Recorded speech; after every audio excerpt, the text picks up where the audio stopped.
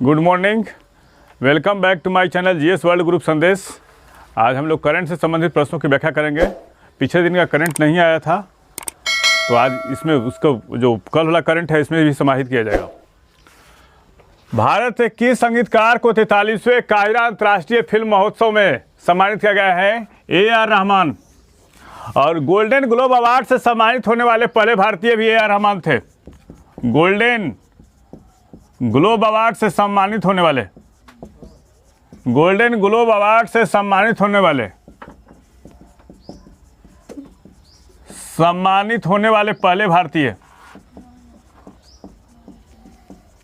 पहले भारतीय ए.आर. रहमान थे।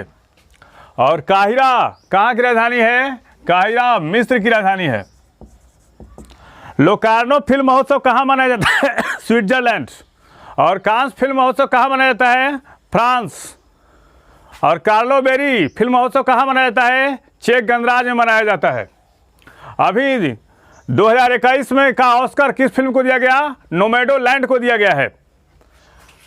शब्दकोश मरियम वेबस्टर ने किस शब्द को 2021 के लिए शब्द ऑफ द ईयर घोषित किया है? वैक्सीन को घोषित किया गया है।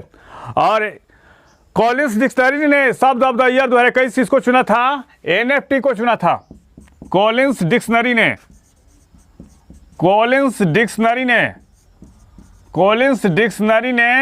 शब्द ऑफ द ईयर 2021 किसको चुना था? शब्द ऑफ द ईयर किसको चुना था? एनएफटी को चुना था। नेक्स्ट क्वेश्चन पे आते हैं। भारत न्यूजीलैंड टेस्ट श्रृंखला में मैन ऑफ द मैच किसको घोषित किया गया? श्रेयस अय्यर को। एक टेस्ट ड्रा हो गया और पहली बार श्रेयस अय्यर को मैन ऑफ द मैच घोषित किया गया है। और इस टेस्ट में अश्विन सर्वाधिक टेस्ट विकेट लेने वाले तीसरे भारतीय बन गए हैं। 418 विकेट है। उन्होंने हरभजन सिंह का रिकॉर्ड को तोड़ा है। और सर्वाधिक विकेट लेने वाले भारतीय हैं 619 विकेट अनिल कुंबले का है, 434 कपिल देव का है। और जो अभी निवर्तमान में जो खेल रहे प्लेयर मौजूदा टेस्ट क्रिकेटरों में इंग्लैंड के स्टुअर्ट ब्रॉड 524 और सर्वाधिक विकेट लेने वाले गेंदबाज हैं जेम्स एंडरसन, 632 विकेट है। कोरोना वायरस के नए वेरिएंट ओमिक्रॉन के कारण विदेशी यात्रियों का प्रवेश पर रोक लगाने वाला पहला देश कौन है? इजराइल। इजराइल ने 14 दिनों के लिए एयरपोर्ट को अपने यहाँ बंद कर दिया है। और कोरोना वायरस का नया वेरिएंट ओमिक्रॉन है और ये कहाँ से निकला है? बोत्सवाना अफ्रीका से निकला है। दक्षिण अफ्रीका से निकला है। कोरोना वैक्सीन पहले किस भारतीय को दी गई थी? कोई बताएगा? कोरोना वैक्सीन सबसे पहले मनीष कुमार को दी गई थी।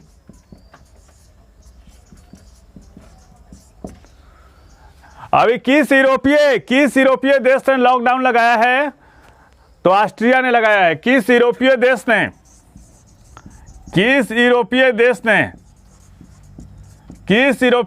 ने अभी लॉकडाउन लगाया है? ऑस्ट्रिया। और किस राष्ट्राध्यक्ष सबसे पहली बार कोरोना से पीड़ित हो गए थे? तो बोरिस जॉनसन। अभी निवर्तमान फ्रांस के प्रधानमंत्री जीन कॉस्टेस भी कोरोना से संक्रमित पाए गए हैं।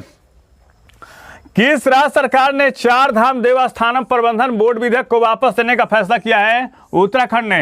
ये 4 धाम में कौन कौन आते हैं? बद्रीनाथ, केदारनाथ, गंगोत्री और जमुनोत्री। और इस बोर्ड को 2019 में बनाया गया था और उस समय के निवर्तमान मुख्यमंत्री त्रिवेंद्र सिंह रावत ने बनवाया था। लेकिन अभी निवर्तमान जो मुख्यमंत्री हैं पुष्कर सिंह धामी ने इस बोर्ड को समाप्त कर दिया है। भारत का पहला पॉलिटेक्निक पार्क कहाँ है? उत्तराखंड। भारत का पहला कवक पार्क कहाँ है? उत्तराखंड। भारत का पहला लाइकेन पार्क कहाँ है? उत्तराखंड। भारत का पहला पराग पार्क कहाँ है? उत्तराखंड में है। उत्तराखंड के राजधानी का है देहरादून। ग्रीष्मकालीन राजधानी गैसरन है। यहाँ के मुख्यमंत्री पुष्कर सिंह धामी और यहाँ के राज्यपाल lieutenant general Gurmeet Singh. Twitter के नए सीईओ कौन बने हैं? ये पराग अग्रवाल हैं। 16 वर्षों तक जैक डोर्सी ने इस पद पे कार्य किया और इसकी स्थापना 2006 में हुई थी। और जो पराग अग्रवाल हैं आईआईटी बॉम्बे के स्टूडेंट रह चुके हैं। IIT बॉम्बे के स्टूडेंट रह चुके हैं। इसका स्थापना 2006 में हुई थी। इससे पहले पराग अग्रवाल ट्विटर में CTO के पद पे थे, CTO के पद पर थे। मिटाओ जल्दी। Colombo securities conclave focused operation आयोजित हुआ। इसका उद्देश्य क्या है? इसका उद्देश्य है हिंद महासागर में समुद्री सुरक्षा को बढ़ाना। और इसमें कौन कौन देश की सेनाएं ने भाग लिया? तो भारतीय नौसेना, मालदीव राष्ट्रीय सुरक्षा बल और श्रीलंकाई नौसेना ने भाग लिया। इसका मकसद क्या है? हिंद महासागर के महत्वपूर्ण हिस्से को वाणिज्यिक, समुद्री आवाजाही और अंतर्राष्ट्रीय व्यापार, वैध समुद्री गतिविधियों वैध समुद्री गतिविधियों के संचालन के लिए सुरक्षित रखना है। ऑपरेशन कोलंबो किस नदी के किनारे है? कोलंबो है केलानी नदी के किनारे। और पॉइंट पेड्रो कहाँ है? श्रीलंका में है। और एलिफेंटा पास कहाँ है? श्रीलंका में है। महाबली गंगा किस देश में बहती है? श्रीलंका में। दांत का मंदिर कहाँ है? कैंडी श्रीलंका में है। और हबनटोटा बंदरगाह कहाँ है? श्रीलंका में है। वहाँ के राष्ट्रपति कौन है? महिंद्रा राजपक्षे। वहाँ के प्रधानमंत्री कौन है? वहाँ के राष्ट्रपति है गोताबाया राजपक्षे। और प्रधानमंत्री कौन है? महिंद्रा राजपक्षे हैं। नेक्स्ट क्वेश्चन पे आते हैं। Day of remembrance for all victim of chemical warfare कब मनाया जाता है? 33 नवंबर को मनाया जाता है। और यह उन लोगों को श्रद्धांजलि देने का अवसर है जिन्हें रासायनिक युद्धों में अपनी जान गंवाई है या हताहत हुए हैं। नेक्स्ट क्वेश्चन पे आते हैं। केंद्रीय प्रत्यक्ष एवं सीमा शुल्क बोर्ड के अध्यक्ष किसको नियुक्त किया गया है? विवेक जौहरी को। और किसका स्थान लेंगे? अजीत कुमार का स्थान लेंगे। और 1985 बैच के भारतीय राजस्व सेवा के अधिकारी हैं। और केंद्रीय प्रत्यक्ष सीमा शुल्क बोर्ड में कितने सदस्य होते हैं? तो इसमें 6 सदस्य होते हैं। और किसके अधीन काम करता है केंद्रीय प्रत्यक्ष सीमा शुल्क बोर्ड? तो ये काम करता है वित्त मंत्री के अधीन राजस्व सेवा के अंतर्गत आता है। और इसका जो अध्यक्ष होता है भारत सरकार का पदेन विशेष सचिव होता है। नेक्स्ट क्वेश्चन पे आते हैं। 29 नवंबर को कौन सा दिवस मनाया जाता है? तो international day of solidarity with Palestine people. फिलिस्तीन जो था उससे पहले इसको 2 भागों में बांटा गया, एक अरब गणराज्य और एक इजराइल। और इजराइल की स्वतंत्रता 1948 में हुई। और फिलिस्तीन आज भी वहाँ के मानवाधिकारों का हनन हो रहा है। वहाँ पे आज भी उस टाइप की स्वतंत्रता नहीं मिल पा रही है। इसलिए उन लोगों के समर्थन में 29 नवंबर का दिवस मनाया जाता है।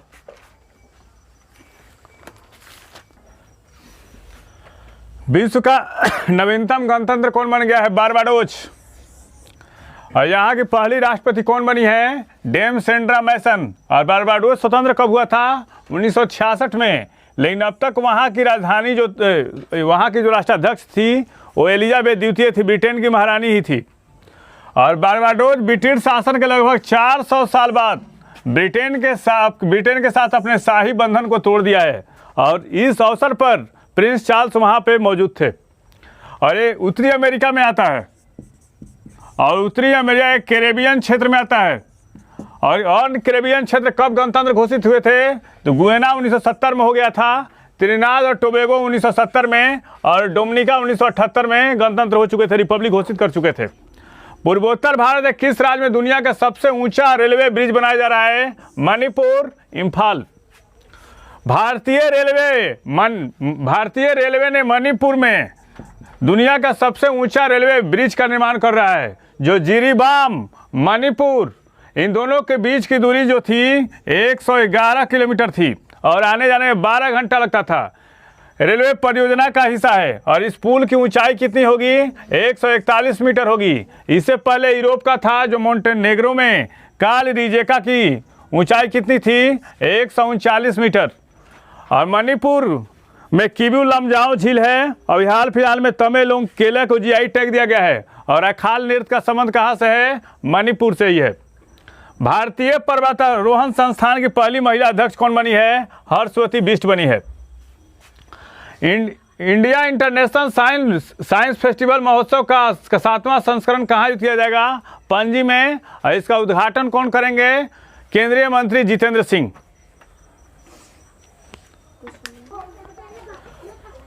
किस देश महिला मानवाधिकारों से संबंधित इस्तांबुल कन्वेंशन का अनुसमर्थन कर दिया है? मोल्दोवा। पहले है क्या है इस्तांबुल कन्वेंशन, इसके बारे में समझेंगे।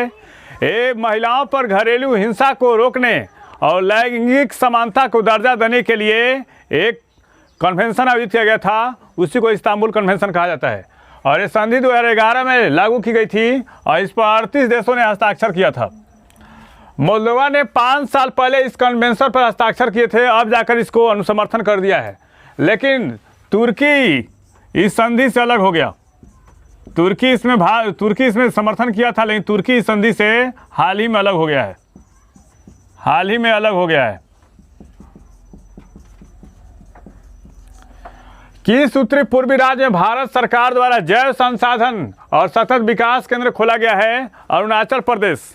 और 13,000 फुट की ऊंचाई पर 2 लेन वाली लंबी सड़क कहाँ बनाया गया है? अरुणाचल प्रदेश में ही बनाया गया है।